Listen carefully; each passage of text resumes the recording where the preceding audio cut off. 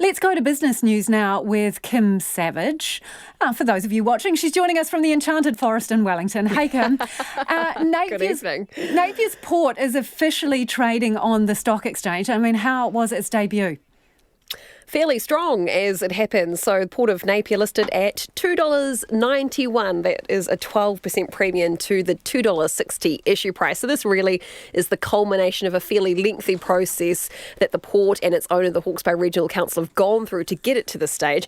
It is only a partial float, so 45% of the port now they're trading on the stock exchange. It began, I think it was last year, sort of the discussion started taking place, and it had to go through, of course, through the council process where the councils had to vote on it, and there was a lot of consultation with the public. And one of the things that came through really strongly from the public, the local residents there in Hawke's Bay, is that they were interested in having a first bite at the cherry, if you will. And they did in fact get that as promised through a priority allocation which took place just a couple of weeks ago, where they ended up with about a 20% allocation of what ended up there on the market, and then the rest ending up going through broker firms to other investors as well. So ending up there on the stock exchange now, so you will see its name there up on the stock exchange board. So no one will be happier about this, of course, aside from the Regional Council, who've now gained $234 million for this to pay back debt and to fund new wharves and facilities at the port and some environmental projects around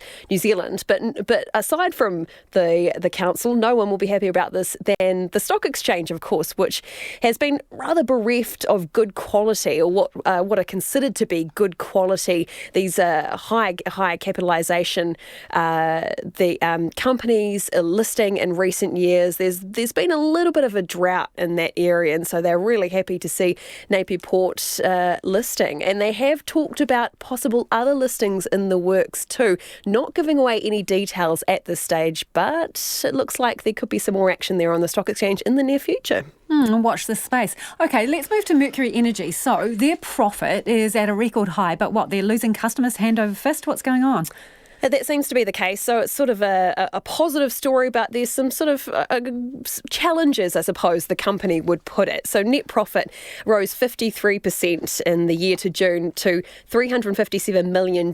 So revenue, the money coming in, rose 11% to $2 billion, which of course all sounds, pretty positive there. The bottom line boosted really by the sale of its smart meter business, Metrics. It got $272 million in the sale of that business, which it's held since 1999, so moving that on after some time. Also saw some lower interest costs as well, so that helped to improve that bottom line.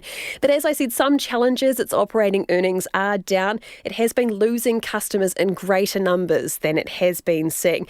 Weather was another issue, which of course affected this power generator. It's a renewable electricity generator, so it was quite dry in Taupō between September and May, and that really affected generation. And the Pohokura gas platform wasn't operating as well, and that flowed through to restricting thermal generation from the market seen from other competitors. So spot prices ended up quite high there. So the chief executive, Fraser Whineray, he says that despite the challenges, they're very happy with the position they're in, and they've got some strategic plans in place going forward, feeling pretty good about the outlook, including plans to build a new wind farm near Palmerston North. So that's in the works, and of course we'll no doubt hear an update from them and how that's all going the next time they have some results.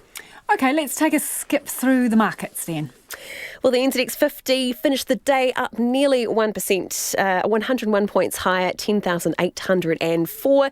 And if we cover off some of those companies that I've talked about today, Napier Port, of course, making its debut, ending today at $2.95. That compared with, of course, that issue price of $2.60, which was near the high end of the indicated range when they were compiling the float together. Mercury up 1 cent to $4.95. And of course, we've been talking, and I know you've been talking on your program this evening about the Commerce Commission and its draft report today on the fuel sector and what it's found in terms of competition there. And Z Energy shares are down nearly 3% by 19 cents at $6.42 off the back of that report this morning.